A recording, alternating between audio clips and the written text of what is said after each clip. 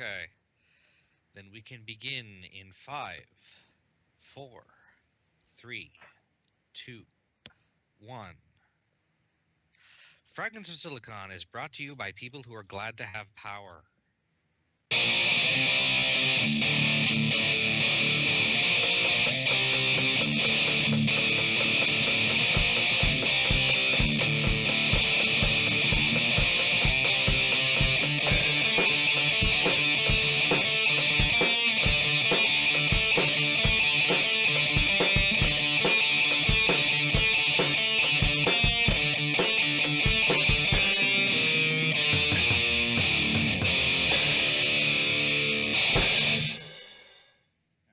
There's a story behind that, but we'll get to that when it's Galix's term at the news.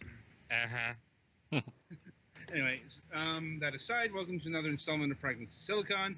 I'm your host Adam, and joining me, as always, is the regular crew. Ogre. Freaking headshots on imps. God damn, this game's fun. Twilight. Hello. Okay. Galix. Hi. And Petty Fan. I'm not a total failure some nights. Some nights. Don't speak too soon. Like, remember, the night just has begun, and we got another show to do, so. Don't jinx it. The night is still young, my friend. Yeah. At any rate, I think we'll start with Galix because he has some shit to get off his chest. Yeah, so, you all might have noticed that I was there for the reviews on Sunday.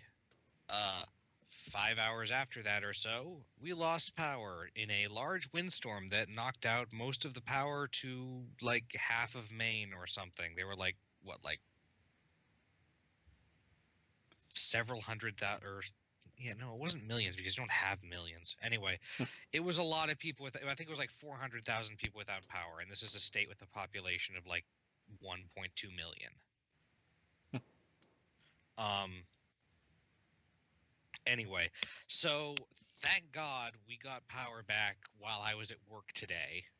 Like about, I don't know, 5 hours ago. I think it was around 3 p.m. So I got home and got my computer all set up. And thankfully I wasn't suffering too much because we have a generator and we have a water heater. So we had water and we were able to run like important stuff, but they were pretty limited amounts of stuff to eat. We always had to be running out and get gas for the generator, even though we were only running it for like, I don't know, like I think over the 3 days we racked up about 25 hours, so like 8+ hours. And it's nice to have that over, and I'm especially glad because when I checked the power company's website this morning, the projected time for our street getting power back was like late Saturday, so I am glad to be here in ways that you can scarcely imagine, although could be worse, could be in Puerto Rico. God, that reminds me when we had a fucking power outage for a couple days because of a windstorm over here. Mm-hmm. That was not fucking fun. You know. I remember not having power for about a week because of an ice storm. Not fun. Well, there was one of those back in '98 or something. This actually took out more power than the ice storm did. Yeah, that's It was like near hurricane force winds and heavy rain overnight. During Hurricane Anyway, over the time, obviously, I didn't have my computer, so I couldn't do much with that, but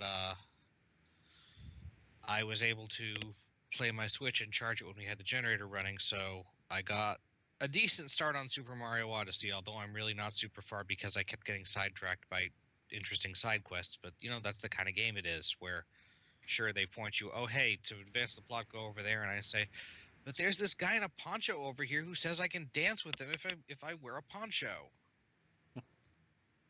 Well, why wouldn't you? Mm-hmm. So, yeah. That's about where I am, and thankfully I'm feeling better than I was earlier. Because I was, like, this close to flipping out. so someone else can go now. All right. Petty fan, you're up. Not a whole lot happening here. Like, it's actually been really quiet the past week, and it's kind of been nice. Yeah, I can't even think of anything that really happened, so I guess next.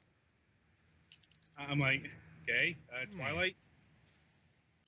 Well, last week, as I spoke of, that we had a water leak, and we thought we got it fixed the day before last week's show, but we got another one, and we finally got it fixed today. Yay. We had to replace so much pipe. It's not even funny. Like, did the pipe burst, or did it just... It's just old. That's what it is. The plumbing was just old. Hmm. Yeah, this house was built back like 40s, I think, something like that. Yeah, I know the feeling. Yeah. Oh, just kind of gets to me that the 1940s is old. Like Indeed. The 1940s is positively ancient. Indeed. Especially It's a by little older- building It's a little older standards. than my dad. Yeah. So I'm glad that's over with. We had hot water to rely on, but the cold water we had to take care of. But yeah, like I said, I'm glad it's over with, and there really hasn't been much else going on over here besides it just getting colder. And that's about it for me. All right, Ogre, you're next. It's actually been kind of a nice week so far. Monday was a gloriously blessed day, but that's a topic for another time. Outside of Homestar Runner's Halloween episode dropping, and news that Guacamelee 2 is coming out sometime soon. Oh man, Yeah, I need to watch that still. Yeah, we'll see if we can't get Chris back on the program. I would like that. That was a fun game. I'm glad it's getting a sequel. Oh yeah, it's very fun. Yeah, it's like I believe it's PC and PS4 currently. So Well, Yeah, I got a PC, so so it's like no worries that you need a PlayStation 4 to Yeah. play. Let's see. Recordings are going fine. Everything seems to be working again. For once, I don't know. Just I guess occasionally there's a hiccup. It's an old system, so Is Naka planning on upgrading soon? I don't know. He's got other stuff he needs to worry about first. So, Yeah. but let's see. Anything else before I get game stuff going? Not really. I've been playing through the Bowser's Minions section, which is kind of interesting, but it's still kind of It's just it's kind of fun, but it's not exactly like Fire Emblem Tactics stuff. So I've been playing Doom recently because I got it in the Steam sale because I like Doom. So why not? Also, it helped to kind of try to be a little ahead so I know what's happening. So when you say Hell Knight, you mean it? Yeah. You should see the Baron of Hells when those pop up. Naka's rolled out some personalized thumbnails now. He's been I guess he's been talking with Barry about it for some time, and Is him and Barry doing those, or is he having somebody else do them? Barry is doing the drawings for it, and then he just applies it to a background and part of the video. So it usually it depends on the video for the background, but other than that, I kind of would have preferred if it had a stationary background, but we'll see how that goes. And otherwise, I mean, I've always considered bringing this idea up to him, but since he already does a lot, I don't think asking him to do personalized thumbnails would be one of those things he'd need to do.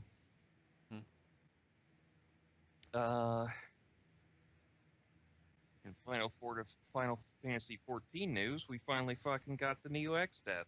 Yay! And we couldn't fucking believe it. We were all a little flabbergasted by it.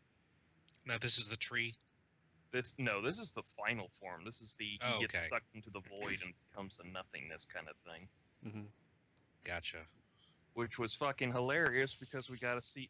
I was waiting for it. We got to see like 6 out of 8 people die after about 5 seconds to Alma just going off. It was fucking hilarious because it's a 14k HP damage per tick for 15 seconds. Also, the And 30k up is- front. Yeah. How long so is a if you tick? don't- About think it takes, 2.5 seconds. Yeah, that's a lot of damage. Yeah. If you're not ready for it, it just basically. Petty and I were the only ones to survive that. That's because we're tanks. Everybody else bit the dust so fast it was fucking hilarious. Mhm. But now we got to work up to that. So hopefully someday I'll be able to come on here and go like, oh, fucking finally did it. Glug, glug, glug. Now I I have had a to drinking problem. Glug, glug, I glug. had to take up smoking and drinking to emphasize the point. Yeah, it sucks that yesterday was maintenance though, but that's a story for another time. That was hilarious. But other than that, yeah, there's not much else going on. So, Adam. All right. Let's see. Well, mostly I've been dealing with scheduling issues this past week. Like, it's a fairly busy time. Not as busy as say a conference week or something like that, but it's still, this is the time when everybody releases games, and so schedule shifts and delays and all that stuff have been happening all around. Although sometimes it's not that. For example, for the past 2 weeks, we were supposed to have Julian Gallup, the creator of the XCOM series, on our European show, and that hasn't happened due to illness. Last week it was because his kid was sick. This week it's because he was sick. Because that's what happens. Yes. I'm like, we were all almost ready to go. Like, we got the email about an hour and a half before showtime, and he's like, it basically said he couldn't make it. He was like near the toilet levels of throwing up. Yeah. Yep. So That'll do it. Yeah. So that's been delayed to December. Not only because we've got other guests coming up in November, but it gives him enough time to get over that, and his family to get over that illness.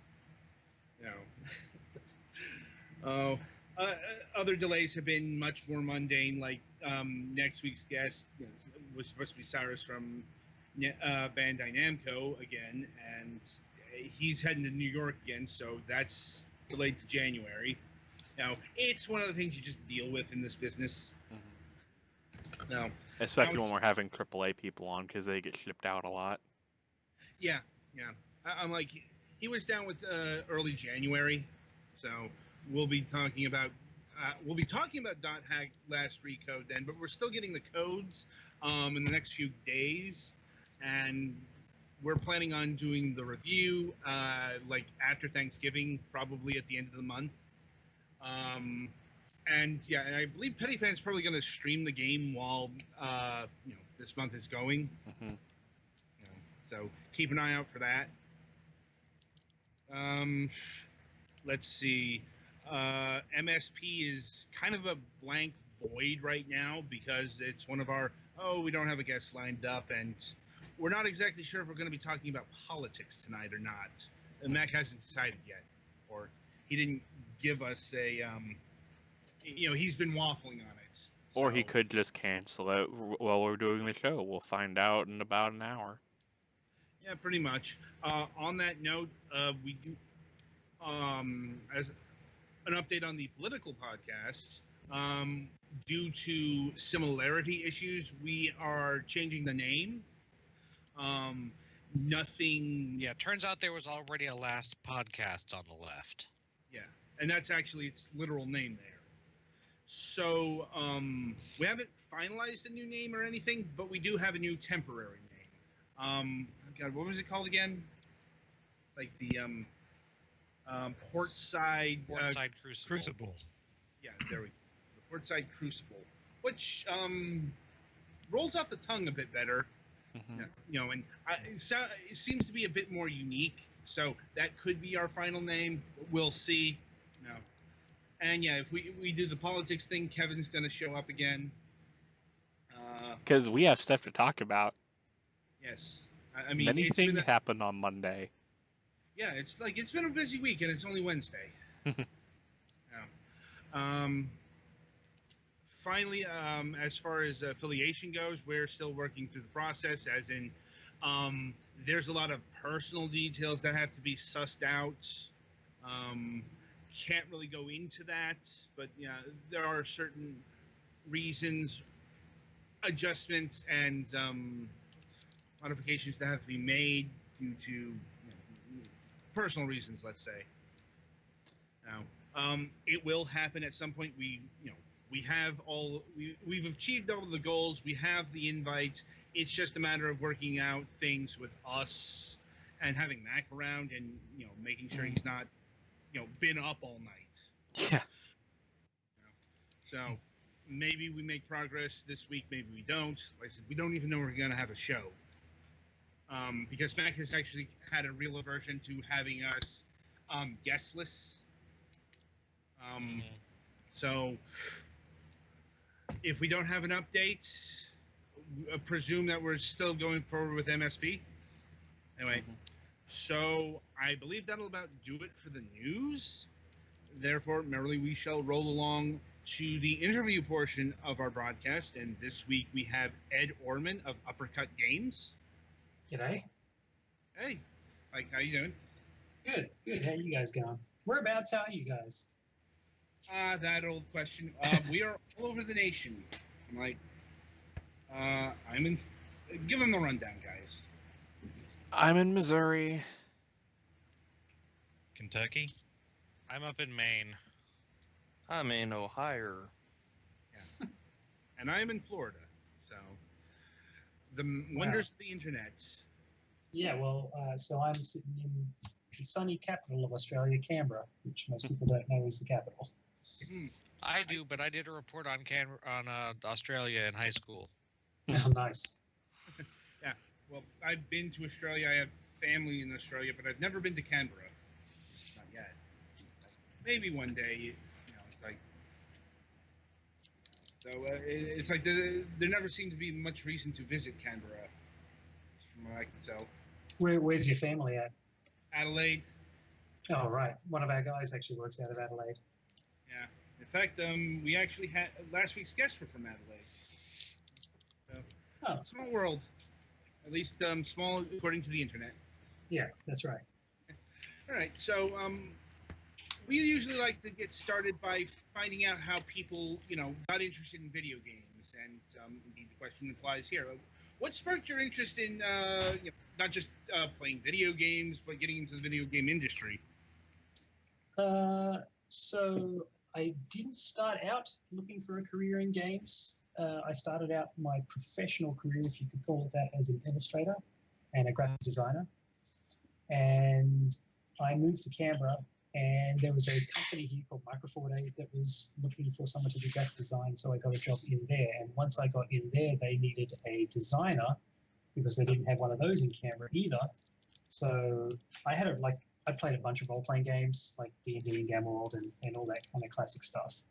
And that was enough of a design resume that I had run those games to become a designer on a game called Enemy Infestation, which nobody's heard of. But the next game I got to be a lead designer on was Fallout Tactics, which lots of people have heard of. And so that was my entry into video games, and that was 1997. So I've been doing it for 20 years, just over 20 years now. Fallout Tactics. I remember that game. I remember not liking it very much, but yeah, that was a good one. That was Interplay going, what do we want to do with this Fallout license? And by the way, this is before Interplay imploded. And so I don't know that they were necessarily thinking straight. So what they thought was we should take this RPG and turn it into a combat-only game. And we should also give it to this entirely new team in Canberra, Australia, who never actually really done anything other than this enemy infestation game. And we should let this guy be a lead designer who has never been a lead designer before. So that was really nice of them. I really appreciate that opportunity. No doubt, no doubt. Like, although as someone who has interviewed former various Interplay people, yeah, Interplay wasn't exactly doing well at that moment in time. No, and that game almost didn't get made. So it should be clear, this is Fallout Tactics, not Fallout Brotherhood of Steel, which was the PS2 game, I think. Right. So at least we did still have tactical combat. You know, it was still turn-based, although we introduced like a real-time action point system as well. But yeah, fairly polarizing game. I think it's the short version. Still some people that did like it, but yeah, definitely a lot of people still preferred their Fallout 1s and 2s. And then all of that becomes moot once Fallout 4 comes out, and now it's first person, and these people are now angry at that instead. Yeah, they've been angry about that since Fallout 3. Like, and that's its own subject, you know. Oh, sorry, I meant to say 3. Yeah. Oh, yeah, and that community is fervent. Let's say fervent about Fallout. Yeah, I'm like, it's just, well, Interplay was never going to get around to making that Van Buren Fallout 3 because, well, they had wasted too much money, among other reasons. Like, but anyway, so what did you work on after Fallout Brotherhood of Tactics?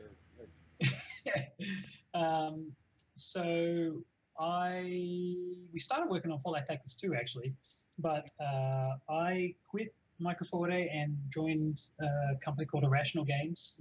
It's a studio of Irrational. There was one in Boston, and one of the founders of Irrational, John Che, had come back to Canberra and started a studio here, so I was really lucky to be able to jump onto that. And we worked on Freedom Force, which is that 1960s style tactical superhero game. That was a lot of fun. And what else did we do there? It's like Freedom Force 2. I worked on Tribes Vengeance. It was another game where a company had a license for their property called Tribes and didn't know what they wanted to do with it, so they gave it to us to have a crack. And while we were working on Tribes, I think that was the beginnings of Bioshock 1 started in the studio as well around that time. And so then we rolled into Bioshock 1. Some of the guys who founded Uppercut with me worked on 2. One of the guys even worked on Infinite. But probably the longest thing that we worked on was the ill-fated XCOM game that I say went through like 5 different versions before I quit. So there was a first-person XCOM game. It ultimately, I think, came out called The Bureau. But before that, it went through a lot of different iterations and changes and ideas. And this was back from when the general thing was that we're going to reboot XCOM. Yay! As a first-person shooter. Boo. Yeah, that's right.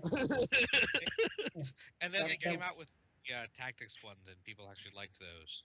Well, they even told us, like, partway through, I don't know how many years into developing, it was like, oh, you know what, we're actually going to do a more traditional XCOM one as well.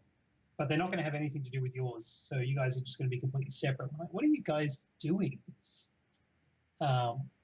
So, yeah, that was interesting to watch from the inside. And ultimately, me and Andrew James and Ryan Lancaster got Jack working on that for 7 years and quit and formed Uppercut.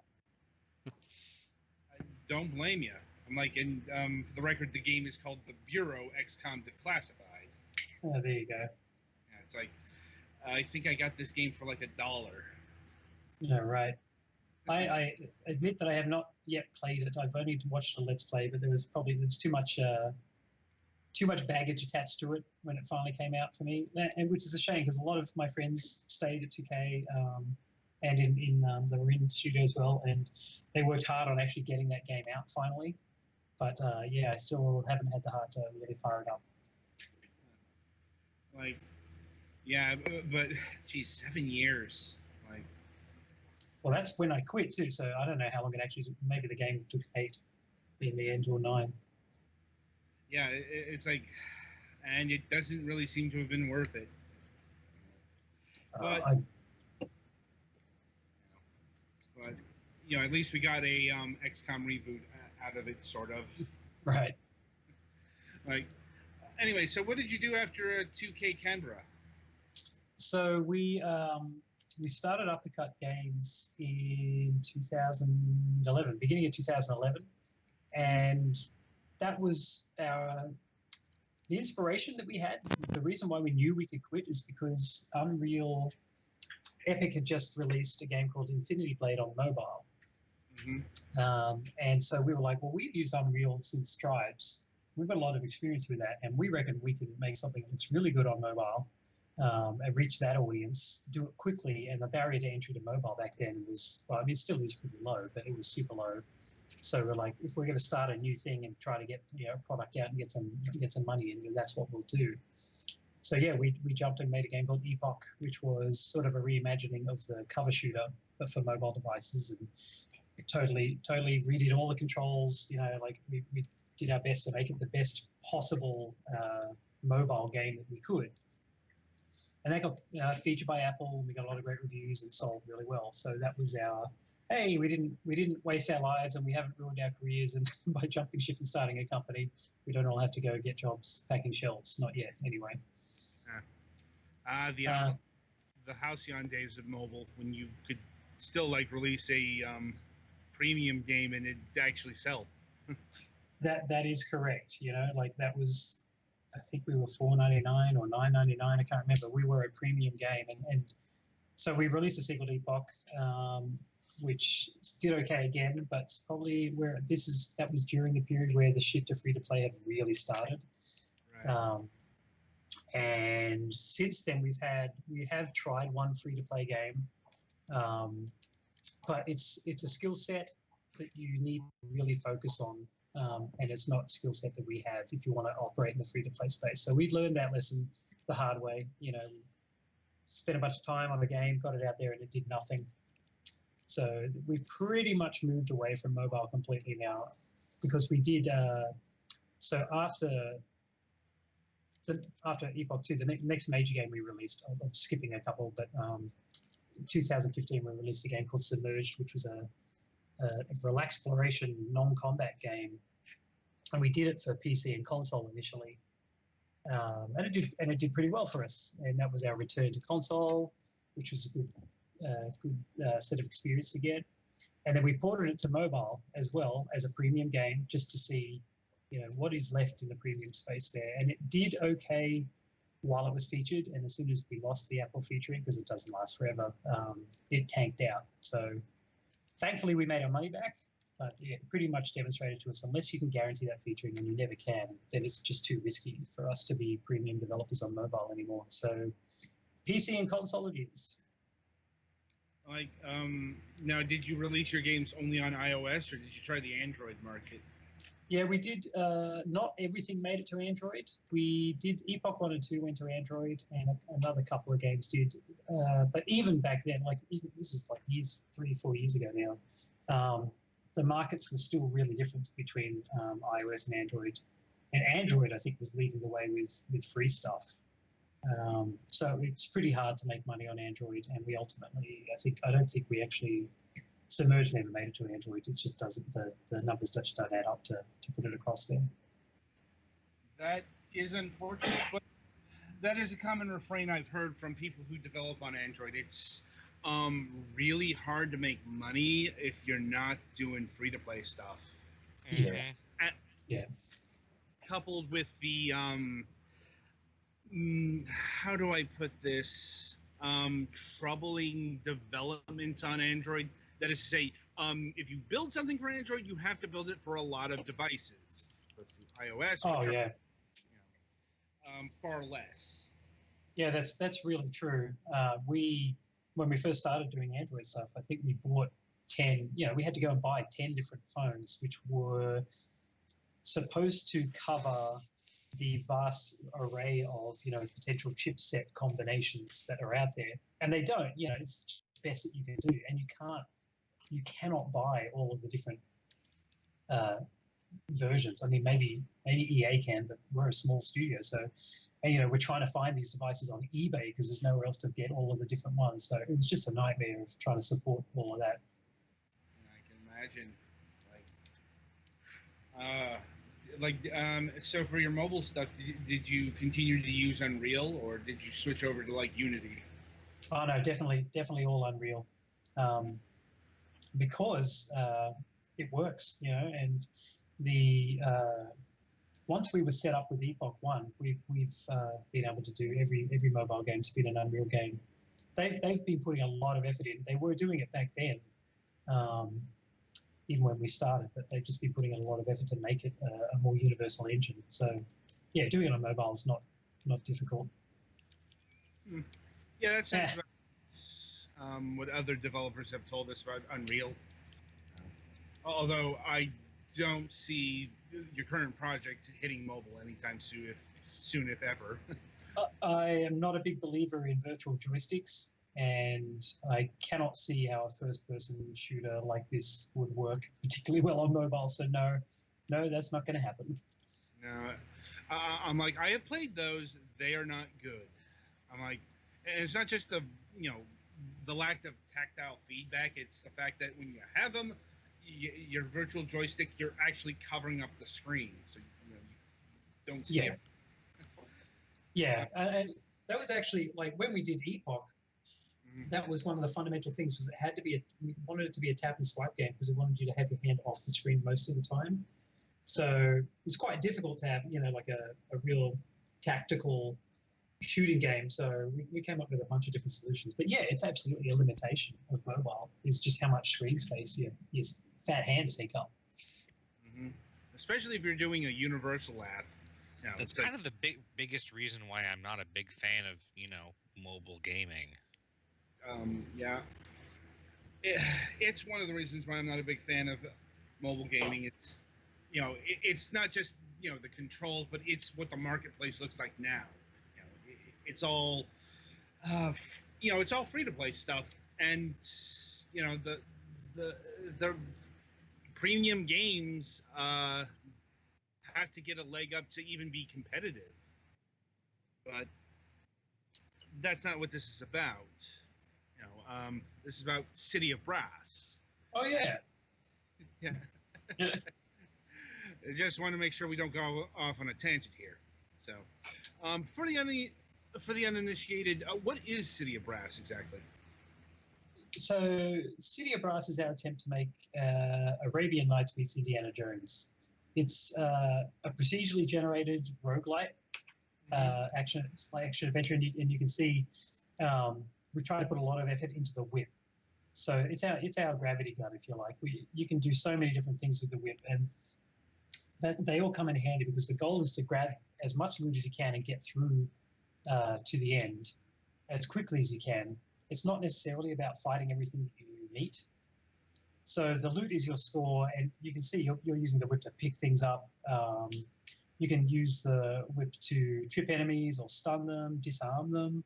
There's also swing points that you can swing through the world on. There you can use it to break planks. You can trigger the traps that are in the world. So we try to add as much functionality to the whip as we possibly could. So that's like your central weapon. Yeah, it really is. So you do have a sword, but everything works better in combination with that whip. So there you go. If you whip a guy in the face, you can stun him, which gives you a moment, to pause and figure out how you're going to approach him. That's a fun combination. Yeah. Yeah, we took a lot of inspiration from BioShock 1, to be honest. There was always a lot of things in that game that I thought more developers should be using or stealing the ideas for. So there's the 1-2 punch in BioShock of the electro bolt and the wrench. And that was the first sort of starting idea was, well, what if you can whip guys and stun them in the face? But then once we got the whip working, we just started pushing it out into as many things as we could, like the whip and the barrels there to trigger those off from a safe distance, or picking up the objects from the ground. It's just a lot of fun to use. I think from what I've seen, the only thing the whip can't do is like kill enemies on its own. Yeah, that's right. It has to be. You still have to have other ways to do that. It can't be the end all be all because otherwise you just whip everything, right? There are whip modifications that you can unlock, which do give you a little bit of damage on the whip, but it's still almost always better to find another way. Because we wanted to provide the player with a lot of sort of situational combinations, like where is that enemy right now? Where am I right now? Like, is it faster for me to shove him into a trap, or whip grab him and drag him into a trap, or trip him over so I can then hit him in the head, or pick up this object and throw it at him? Like, as many of those sort of situational things that are generated procedurally as possible. Yeah, I hadn't thought about it until you brought up BioShock, but I can definitely see what you were going for there. Yeah. I've played at least the first BioShock a couple of times now, so, and it definitely had a lot of tandem attacks. You could use like the gun and the magic spells,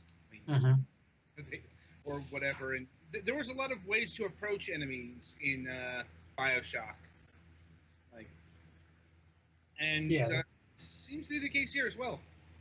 Yeah, that's right. We've definitely drawn a lot of inspiration from it. I'll give you another one, which is well.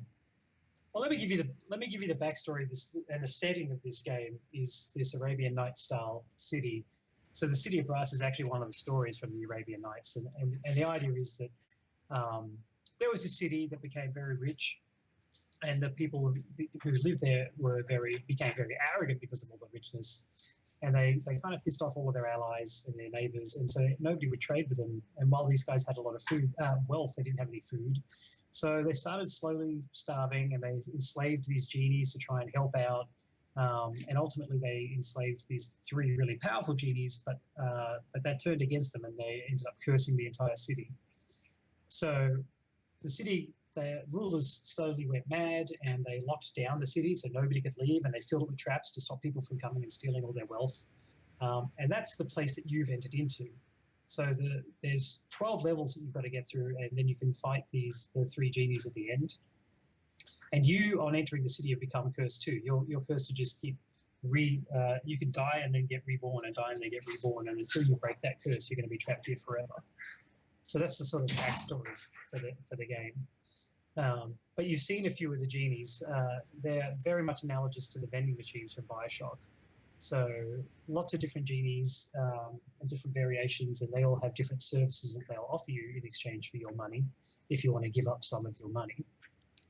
But your money is your score, so there's always that tension of like, do I want to spend this now and guarantee my next 2 minutes, or do I want to not spend it and try and get to a better score overall? Yes, that classic push and pull reward system. Yeah, that's right. Classical arcade. Yeah. Like, so have leaderboards been implemented yet? Oh yeah.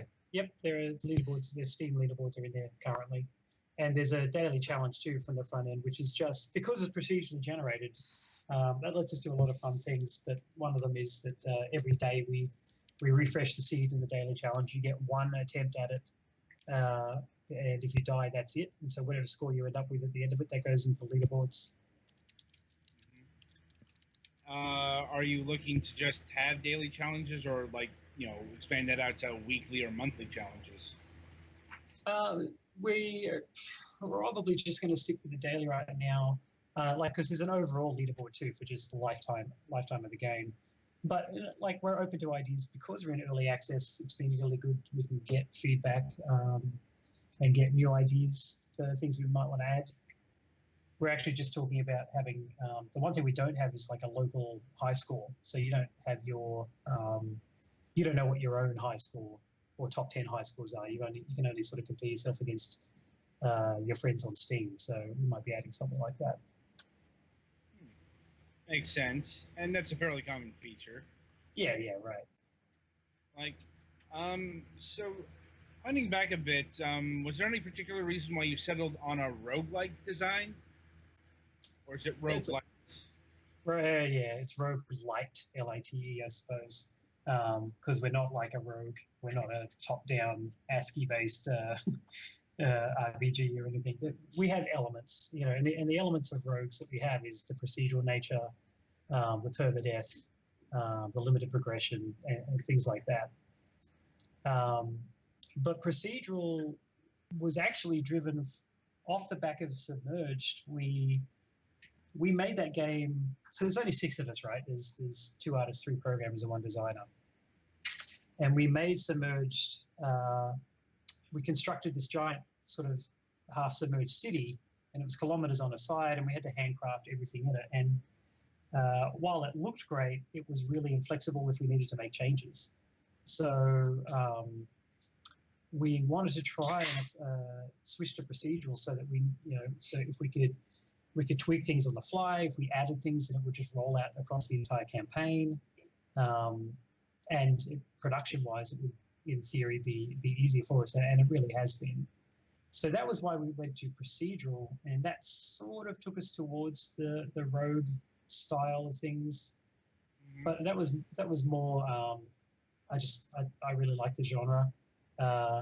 Played a bunch of Spelunky and Nuclear Throne and Binding of Isaac, and then a whole bunch of first-person ones just to see what else was out there, like Ziggurat and Heavy Bullets. But yeah, we wanted to go back to a first-person game because that was really, our fundamental skill set goes back to Tribes and Bioshock. So it was kind of crazy that we weren't trying to make a first-person game. So it's nice to go back to that. Was it hard to jump back into the first-person perspective after so many years away? Yeah, yeah.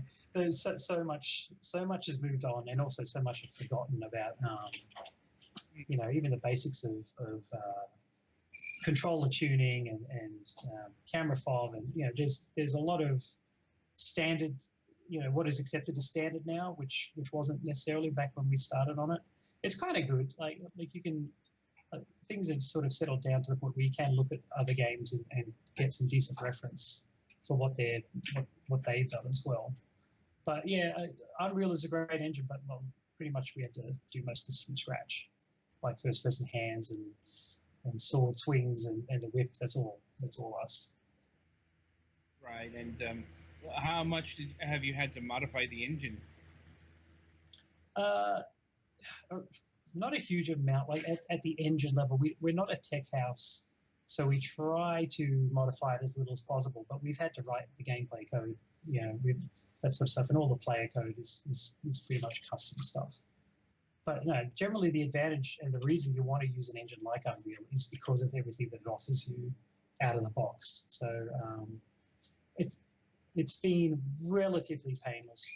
The major thing that we did was we licensed a plugin which you can buy on the Unreal Store for a procedural dungeon generation. And while that gave us a huge leg up in terms of getting something working straight away. We've got to, by the time we ship, we will have modified the hell out of that plugin. There's probably not going to be any of it left. But it was just as simple as, hey, we want to generate corridors and rooms, and that thing just did it for us. So that was great. Even then, licensing it is something to start from. Yeah, and it was $99, by the way. So, which is not much in company money. Yeah, it's compared to our other costs, like the modeling software or even Photoshop. $99 is nothing. And that guy has been it's called Dungeon Architect. I should plug in. He's super responsive. He's been adding features. We've added stuff for ourselves, which over time he's added as well, just in parallel. So he's done a lot of really good work on it. Indeed. And having played the game a few hours ago, I was surprised with the level of polish I experienced, given that it's an early access game. Yeah, that was a goal of ours, was because there's that stigma around early access.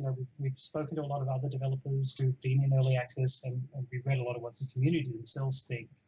And one of the biggest worries people seem to have is is this game ever even going to come out? And so we wanted to give people confidence. We wanted to hit them with the best version of the game that we could. And we've got a lot of years of experience, and we've released a lot of games between us. So we wanted to try and convey that and the best way to do it was to release a really polished and as finished as possible product. Well, I'm just watching you on Twitch, man. That was a beautiful whip grab and then with the barrel combo. That was Thank awesome. you. And anyway, so how far along is the game currently? So we've been out for 6 weeks. When we released, it's got all 12 levels, but it doesn't have the boss fight at the end. It's got 30 enemies. It's got a hell of a lot of enemies and equipment and everything like that. So you can actually, the whole point was to release it as a playable start to finish. So you can do that. Last Monday, we released the first major update, which was the level art for the third setting. Okay, so sorry. There's 4 different settings, right? There's the streets, which you're playing in at the start. Then it goes into the gardens, and then the catacombs underground, and then finally the palace before you get to the boss fight. So the update we released before was the catacombs art, and also came with like a handful of new enemies and new equipment and new relics and things like that. So we've got the next set to finish is the palace, so that's going to be in the next major update. That will also come with some enemies and equipment and so forth. And the boss fight is the one major thing kind of missing after that. So we're plugging away. We don't have a fixed release date, and we've been getting a lot of really good feedback from early access that we want to act on. But it's pretty far along, I guess. Is the short answer, if that helps. It does. You know, it feels like a complete game, even if it isn't. Like, you know, the entire base is there. It's not glitching out. All the audio is there, and so on and so forth. Like, you've got a solid base here, which is more than I can say for a lot of early access titles. Right. Yeah, we just showed the game at PAX Oz for 3 days. We had one crash over like 24 to 26 hours of playtime. So I was pretty happy with that too. It's very stable. With no progression blocking bugs or anything. So yeah, you can play from start to finish. Right. So an aspect of the game we haven't talked about is the timer. Oh yeah. It's like for those who might not see the icon in the upper right corner, you actually only have a certain amount of time in the levels, from what I could gather. Like, about how long can you stay on a level exactly? So it's currently 2 to 8 minutes. The goal of the timer is it's meant to be it's not a time limit, if you like. It's a soft limit in that what happens is after the timer runs down, we spawn in these creatures called dervishes. Now, you can't kill dervishes, but you can outrun them. And so the idea is for it to usher you out of the level. It's time for you to go. And the longer you stay, the more likely it is you're going to get killed by a dervish. So a la Spelunky and also a lot of other roguelike type games. Absolutely. I think saying anything is a la Spelunky for us is totally 100% correct. I love Spelunky, and a lot of the systems in this are very much inspired by that. And yeah, like you want to have, the thing I like about the Ghost and Spelunky and what I want to have with the dervishes is that people who are skillful, you want to have skillful play there, so that somebody, like I've seen people keep that ghost at bay in Spelunky for ridiculously long amounts of time. So the opportunity needs to be there for you to avoid things and keep going. But you'll also notice the arrow at the top of the screen. So once that timer does run out, you can always find your way to the exit. That's never the challenge. The challenge is making your way there, actually getting there unscathed. Right. So it's not a maze, is what you're saying. No, it's not. Yeah, and we actually worked really hard to try and build spaces that feel not realistic, but believable, and have a sense of place to them. And that's tricky to do with procedural, but we've really worked hard to sort of cover up the procedural seams, if you like. And it was great. Again, at PAX, we had a lot of people who were incredulous that this was actually generated at runtime. So I think we've hit a pretty decent balance there. We're not done, but it works pretty well. Yeah, I could definitely see how people might not see it's procedurally generated. Yeah. Like, not that that's necessarily a bad thing.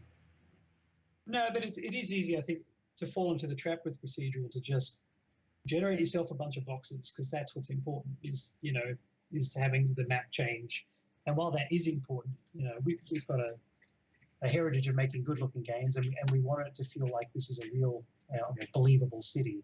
Not real. Yeah, there's a difference between making it so that it's procedurally generated and making it so that it's procedurally generated but looks like something that could have actually been built by thinking beings. Yeah. Right, moving beyond the algorithm. Yeah, that's right. Well, was that a difficult task to implement? I think it's just more work. It's more about having a clear goal for what you want to get at a procedural, and we started out with the idea that it had to be a believable space. It had to be playable. It had to. Oh, nice. Sorry, I just saw a guy run into the barrel. I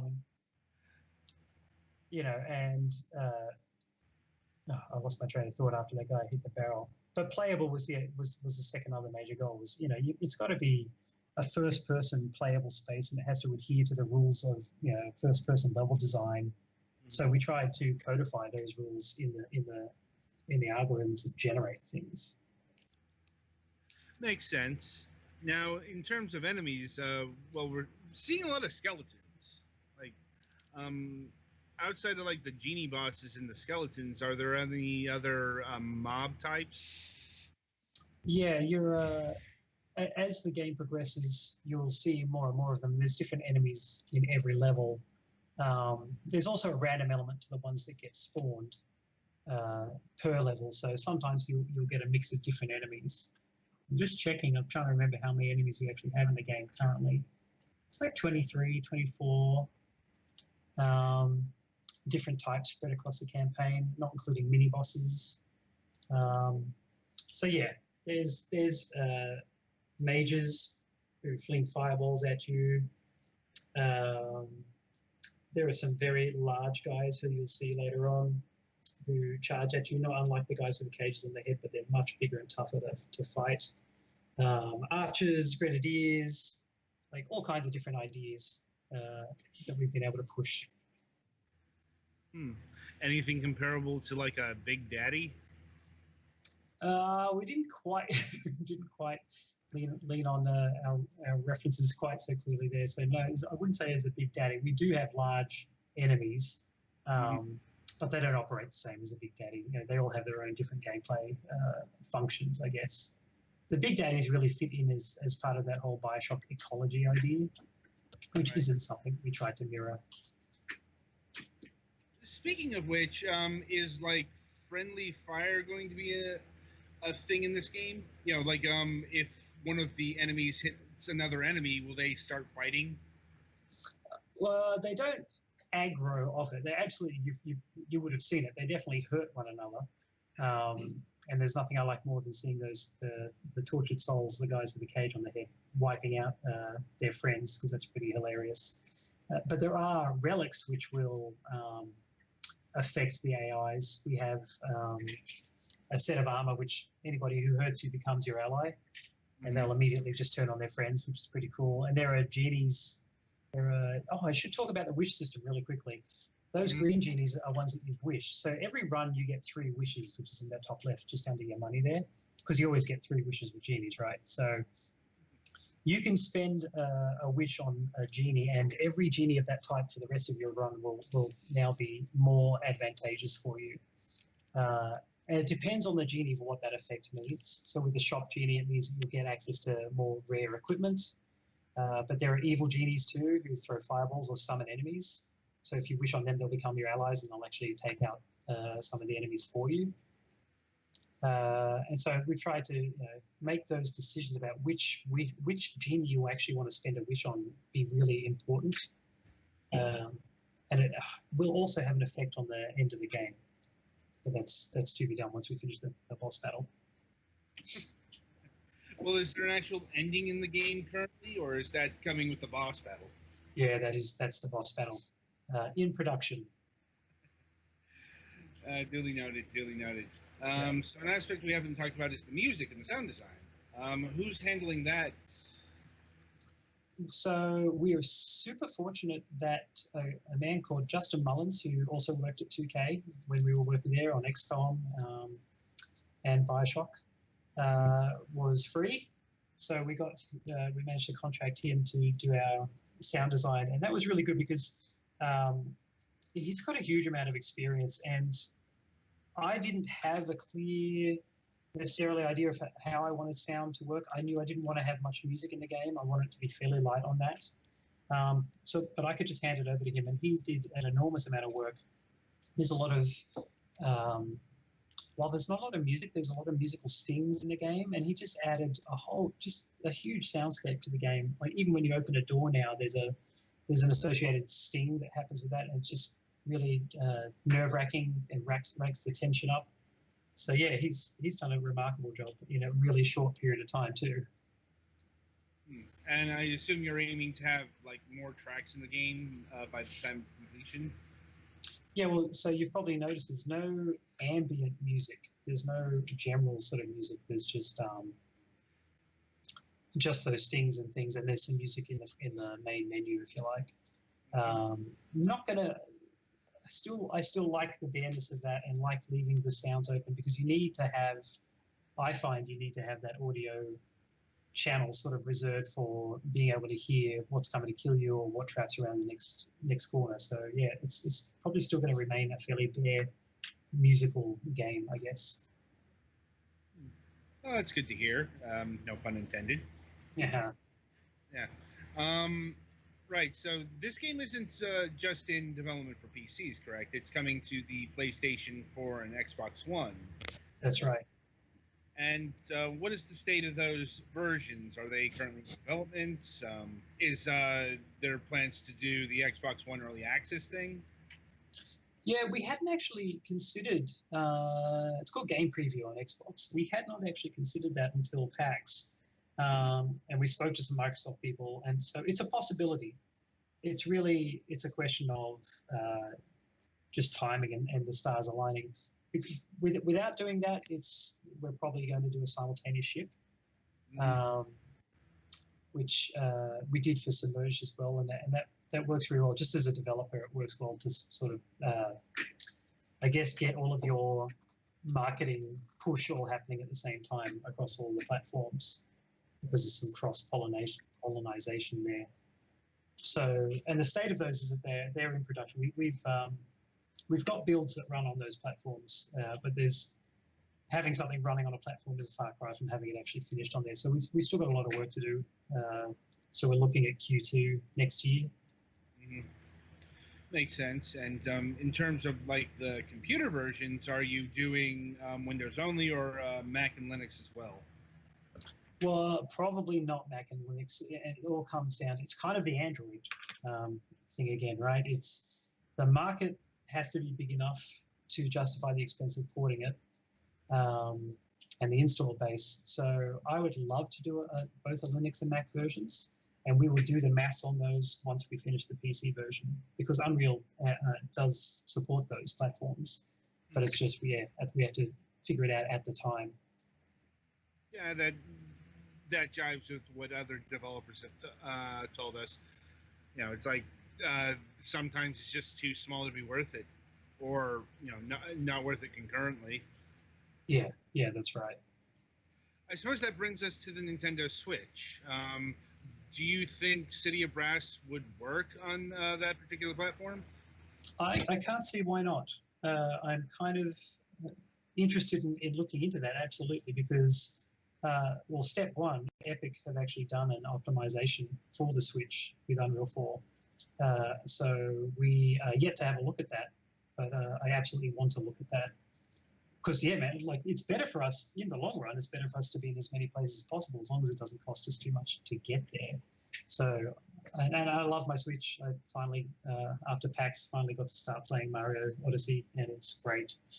and I loved Breath of the Wild, and I want to see more games on there. So, and I want us to be one of those games. But leave it with us. We'll have to do some reconnaissance and see how that goes.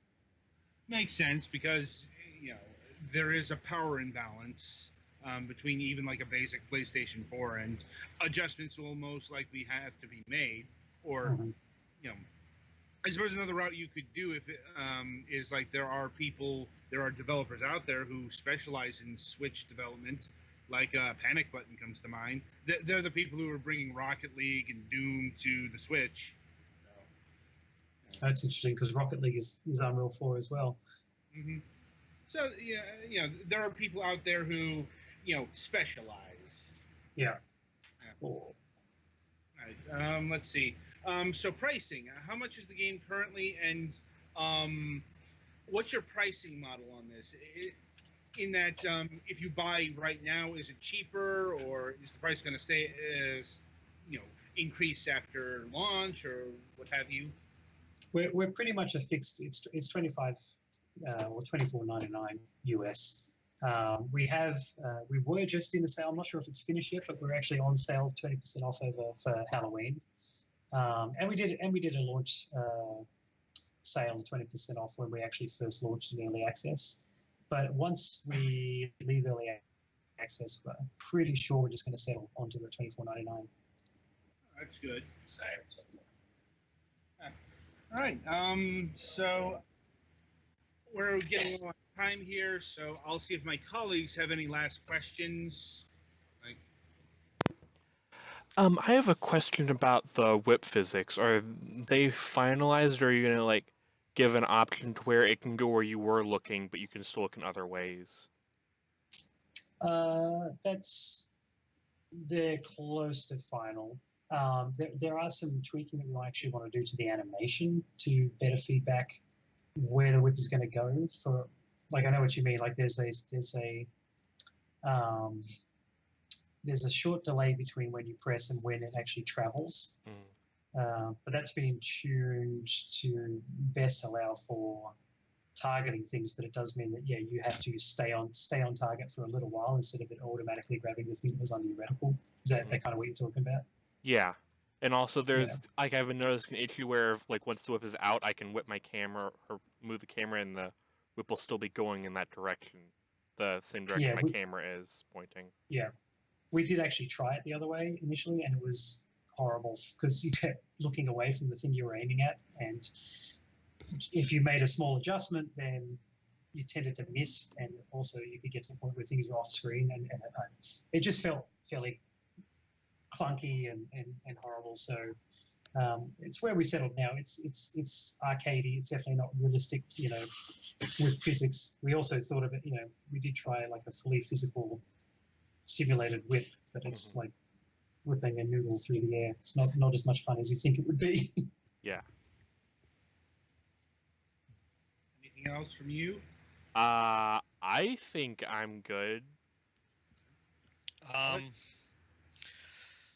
Not too much in the way of questions, but looking at the game, it looks really interesting. And I say that as a person who's rather unfond of first-person games in general, but the stuff you've done with the setting and stuff is really interesting. Cool, thank you. I will say the setting's a new one for me. Yeah, I do have a question on the setting. Has there been any complaints about the Arabian Nights setting,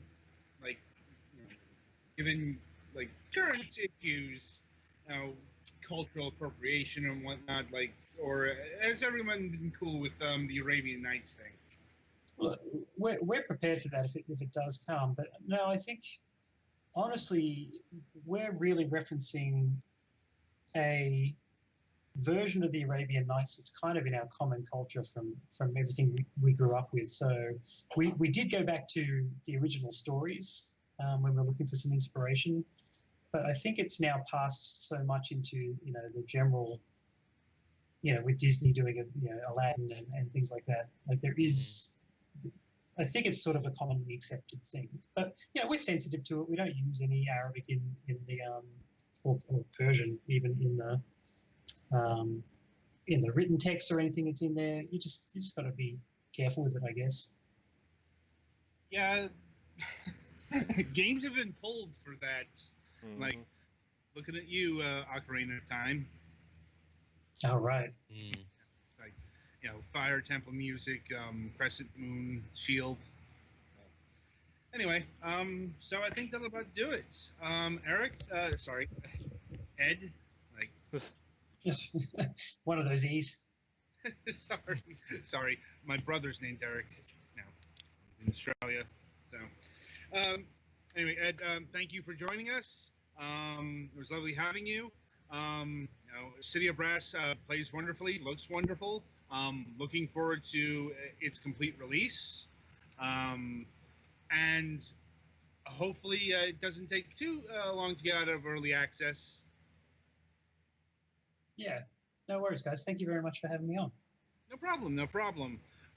So the game is City of Brass. It's available on Steam Early Access for $25. And you should go play it. It's not easy for us to get to recommend early access games, so it's always a pleasure when we can do so. All right, Nice. Betty. Yeah, thank you. Betty Fan, play us to the next segment.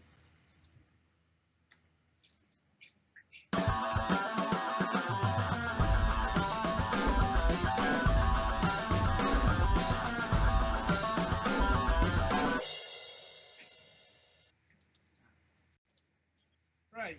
So, welcome to the topic of.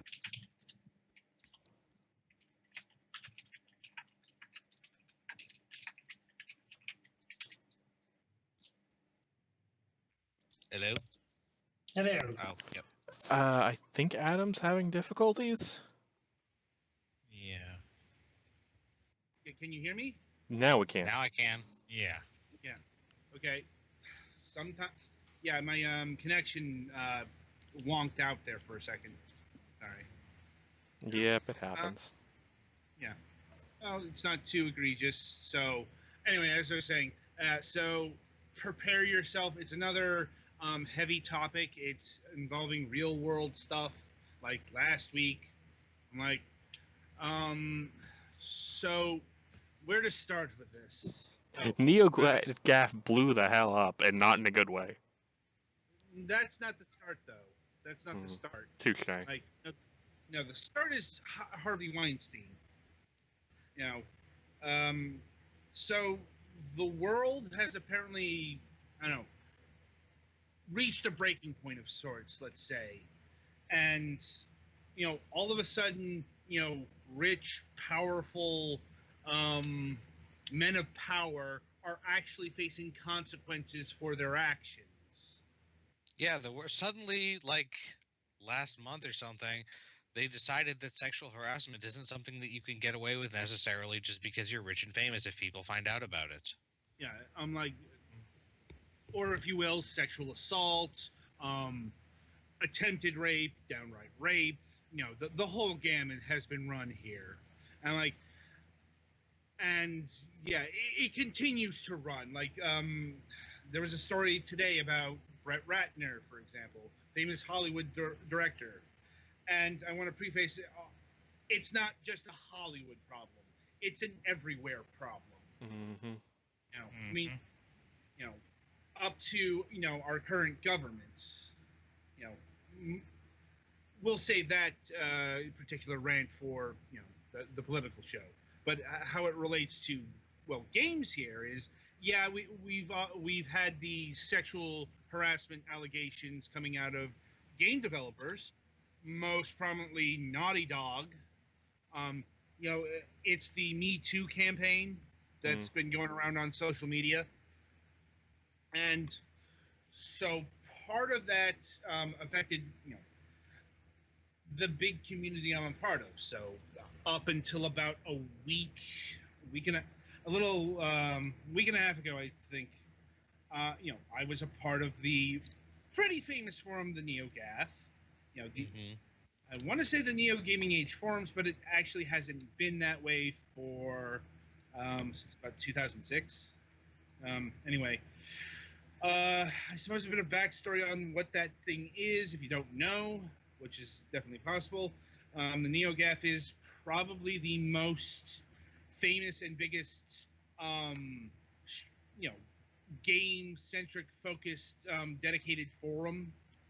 You know, like its mission statement is to be primarily about games, and you know, with other stuff being literally off topic, that's the other side of the forum.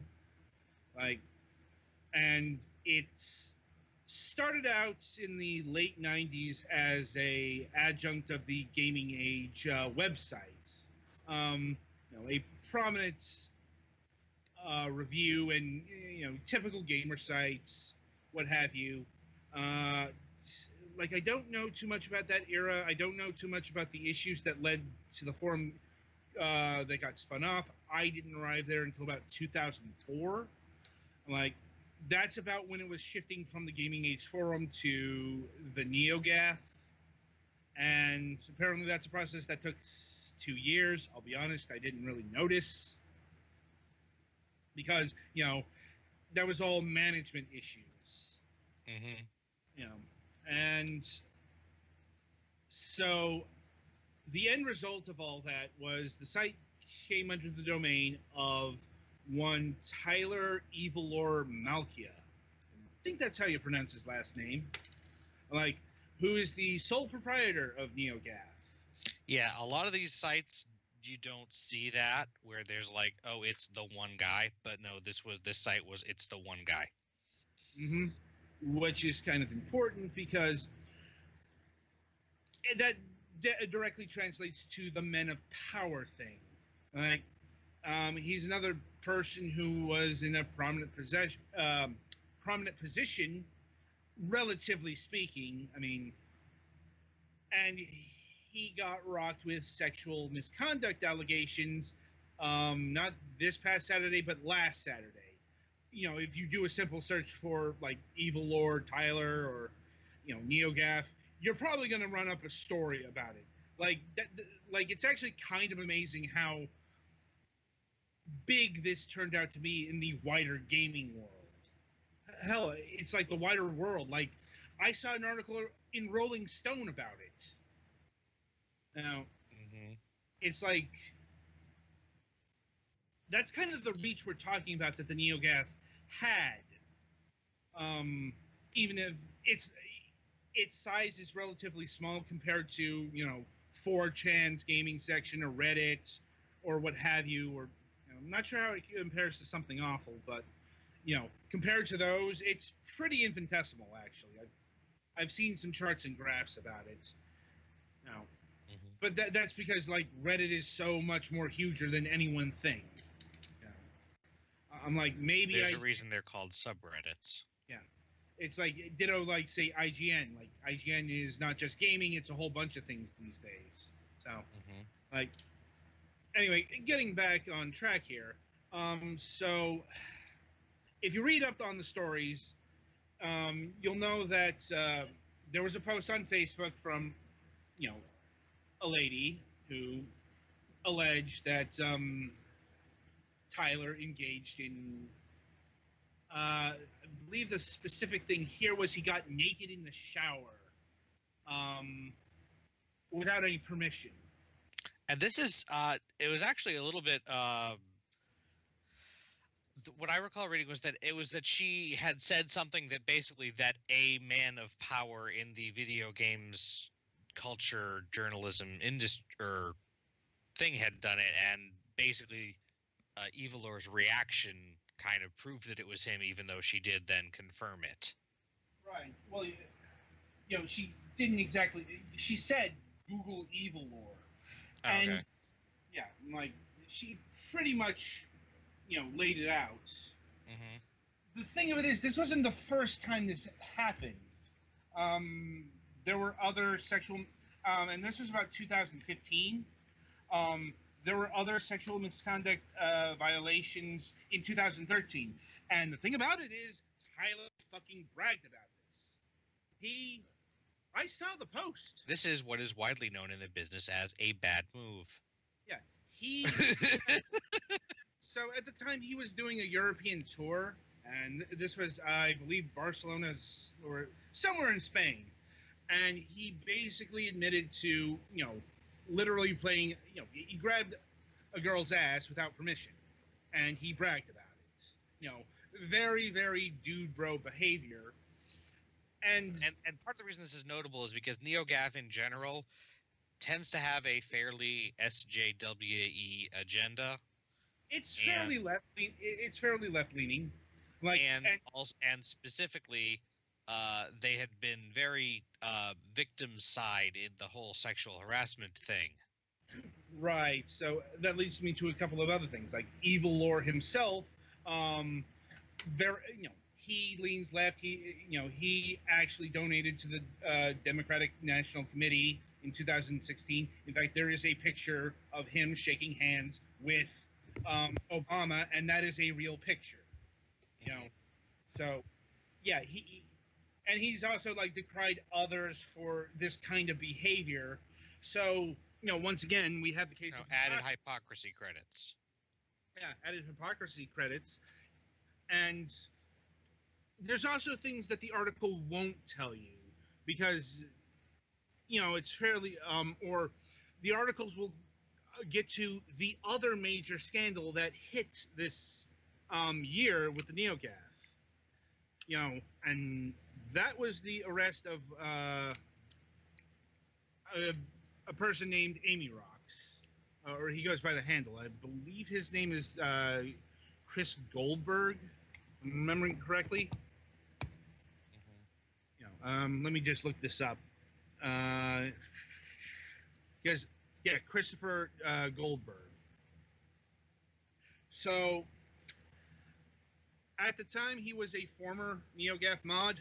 I actually hadn't been a moderator of the site for a while. Like, They're all former NeoGAF mods. Ha ha ha ha. We'll get to that.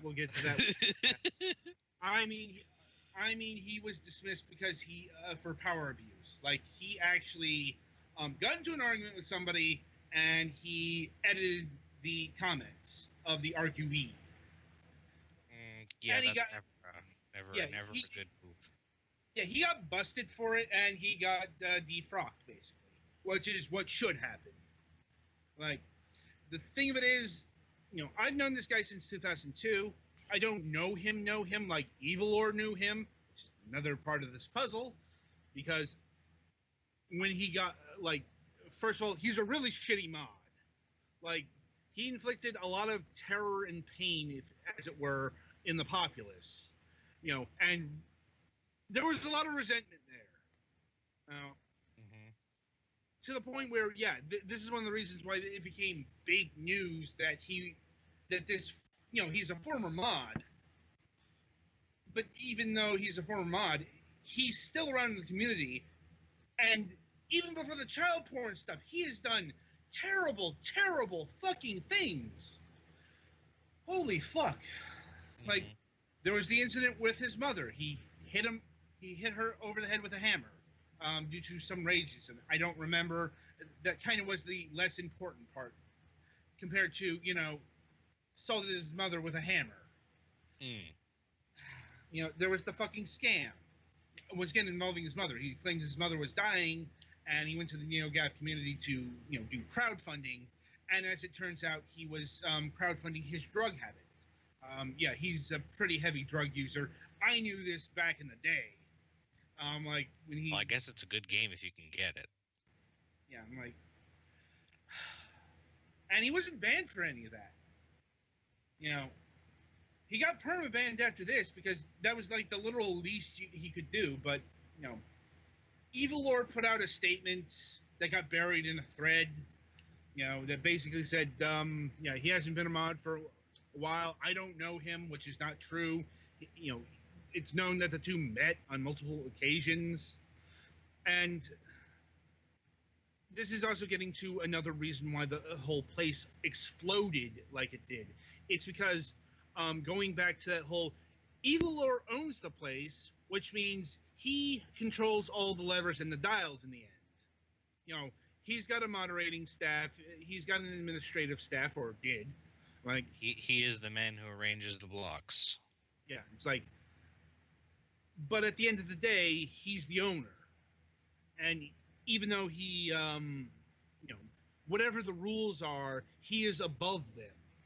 in principle at least, because who's I mean, gonna ideally, you make rules that you yourself will follow, but he's outside of all of this, he's kind of a shitty person. Like, I've seen him on multiple occasions. He would mouth off to people he banned, and then he's a transphobe. Like, I saw that. Like, that's when I knew he was, a piece of garbage. Because I knew the band. Like, I won't mention their name, but they got banned basically for being a trans person, and Evil Lord being a dick about it, and he was just being a dick in general. And in between that, going against his own rule set, and the brutal suppression, like when you tried to talk about the Ameritron scandal, he'd lock all the threads, he'd delete them, he'd ban people. And he was starting to do this with not just the incident that happened, but even before then, in the whole Me Too stuff, because he was acting squirrely about things. He was doing the whole let's wait until the evidence comes out, and victim blaming and acting really fucking suspicious. Mm-hmm. Turns out we found out why. And as it turns out, things, the mod team and the administration were at odds with all of this, and the sexual harassment stuff was just, the fucking spark. So, on that fateful Saturday, pretty much the entire moderating staff left, the administrative staff left, a good chunk of the community left. I'm like, we just left. Suicide threads aplenty. Oh yeah, the base.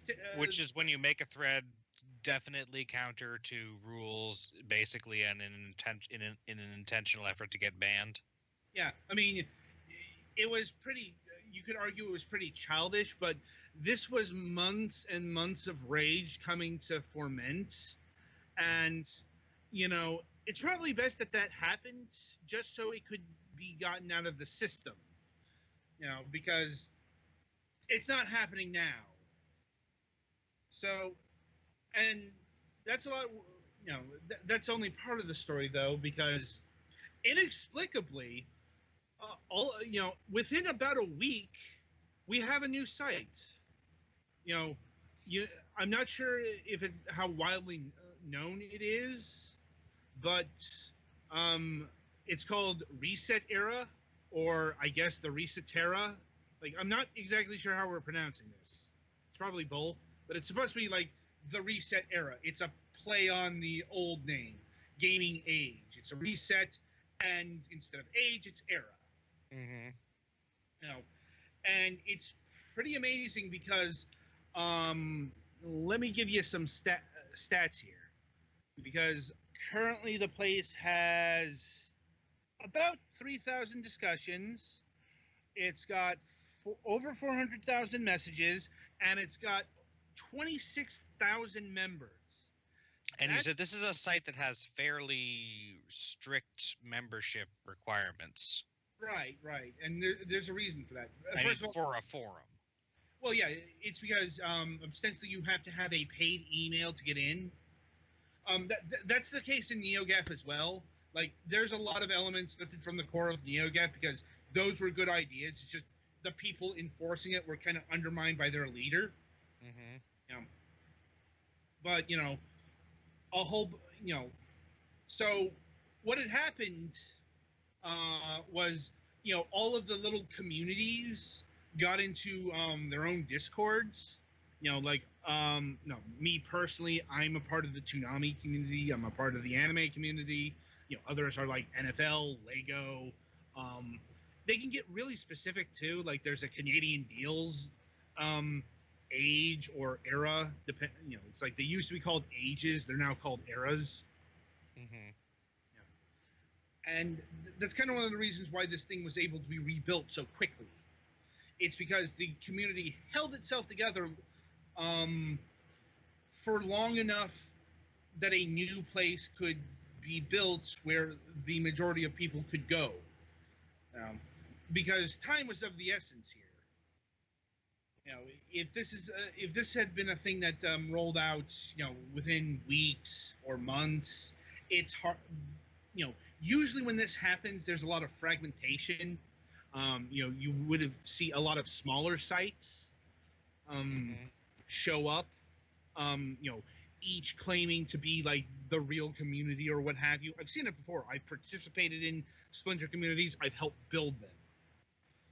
And it's really amazing how smooth the process was. It wasn't painless because the process in getting into the new site was fairly convoluted, because if you were a veteran member and like among the pre-public registration, you could get in with a free email, but you needed a code that you had to redeem within 10 minutes. And the reason why why for all this lockdown is because of the alt-right. Because they were pretty pleased that the NeoGAF was in flames because they hate the site for ideological reasons, and when they learned that this new thing was coming up, they were planning on invading and doing what they do, raising hell, basically shitting up the place and hopefully stomping it out before it ever became a thing. No two shitheads of the universe. This is not a fucking comic book. This is not a fucking movie. Do not announce your evil intentions before you do them. They fucking did this. So guess what? They put ultra precautions and everything, and I think a few people got in, but they got banned pretty quickly, and the site's been running fine. That's just kind of insulting. Like, guys, if you're gonna do shit, you keep it secret. You don't fucking announce it on Twitter. God damn. I swear to God that happened, because these people are not known for their smarts exactly. Anyway, and that's kind of where things are now.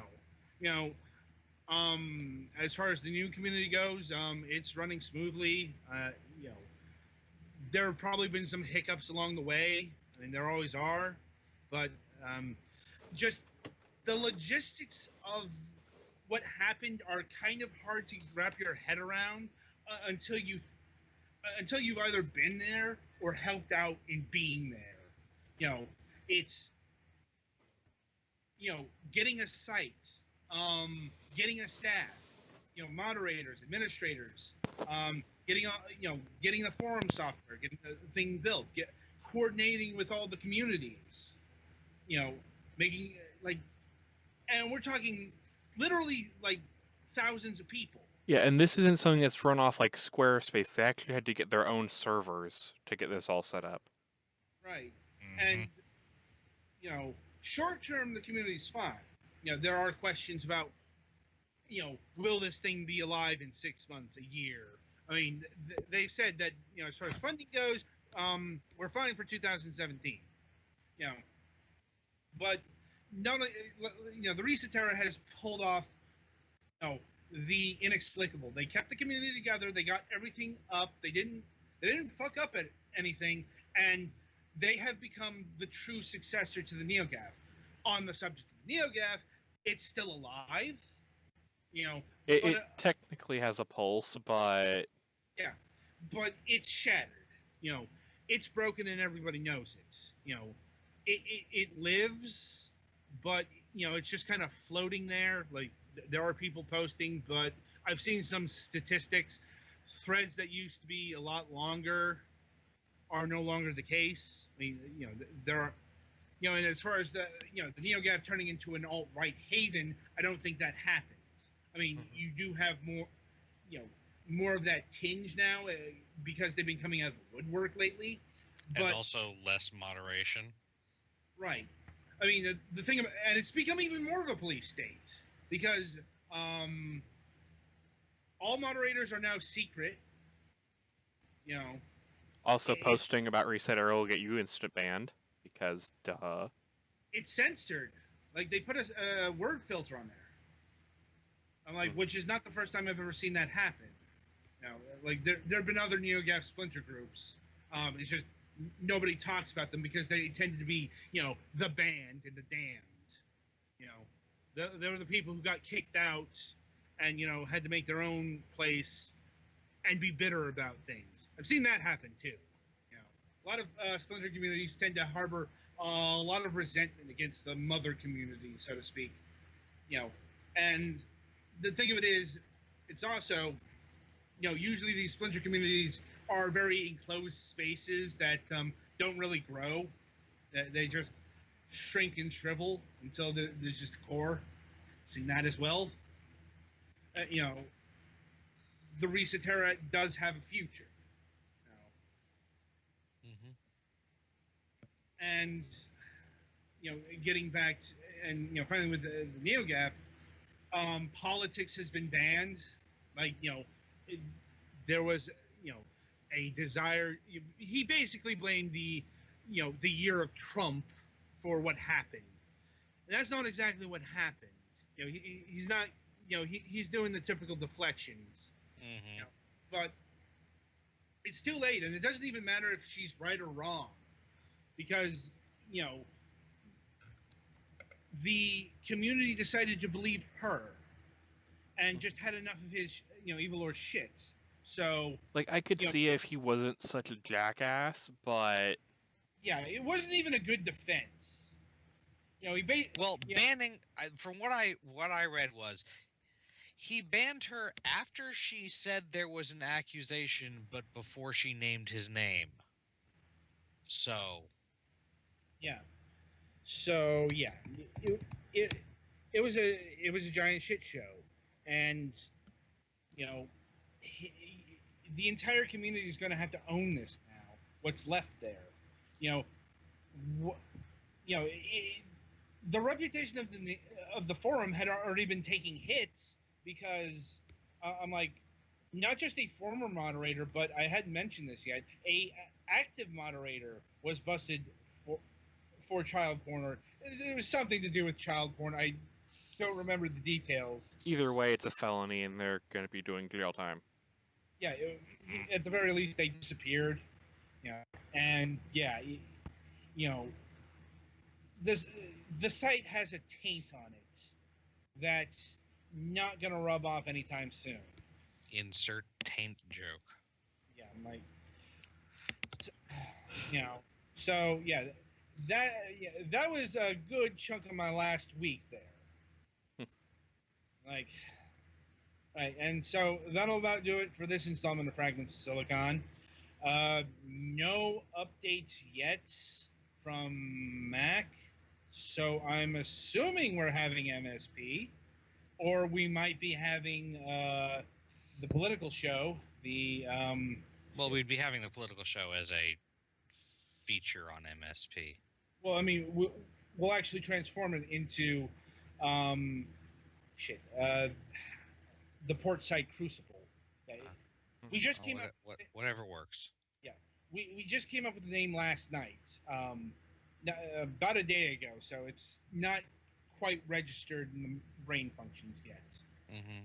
You know, and as far as prospects, like for next week, as far as MSP, well, that's up to Petty Fan. Good luck to him. Why do people have to go on vacations now? Various reasons. But have you tried Pixel Amusement yet? I have not, but I need to do that. Yeah, I'm like, do that when we go off air. Like, just, you know, do it before you forget again. Like, anyway, coming up this week in reviews, we have 2 reviews to do. We have A Hat in Time. Oh man. Yeah. Gonna time some hats. Yeah. And, you know, we'll talk about the game and we'll address about the controversy. Fuck you, JonTron. It's like, anyway, and the other game is, I'm trying to make sure I pronounce this right. It's not an actual, you know, it's a funny spelling of a thing. Archaea. Yeah, I think that's how I would say it. I mean, this isn't an actual word or anything, so I have no idea. You know, it could be Archaea, but Archaea, the enigmatic isle. That was a trippy. It's basically a slice of Myst. yeah. It's a first-person adventure game where you manipulate puzzles and this backstory on books, and it's really short because it's actually just the first chapter. I'm not exactly sure about the status of subsequent chapters, but what's there took me about an hour to finish, if that. So yeah, more time to play with ahead in time. Anyway, next week we might be having a Tuesday show. I'm waiting for the people to confirm. I sent a letter out on Monday. I have not heard back. I'll probably ping them again tomorrow. And I have to be vague about this because they haven't named a representative yet. No, it's just... so we'll be talking with some guy from someplace. Well, it's some guy from, or some girl from Upstream Arcade. They are British. Yeah, they are a British developer, and they're affiliated with the Square Enix Collective. And I'm trying to remember the game they released. Like, jeez, I hate it when that happens. Here we go. Deadbeat Heroes. I knew it was. Hopefully we'll have that next week. Might have an update on that on Sunday. It all depends on how, I'll probably hit them up on the social media and send another email. Anyway, coming up on November 8th, Wednesday, we will be having Kevin Dressel of Shiny Dolphin Games. Last minute substitute. They just put out a game called Clash Force. It's a 2D pixel style. I think it's a run and gun. It might be a platformer. I haven't had enough time to really research in this because, well, all the other stuff I have to do. Research comes in a prioritization. So with all that in mind, be sure to tune in for whatever show we have after this. And until then, I wish you good gaming.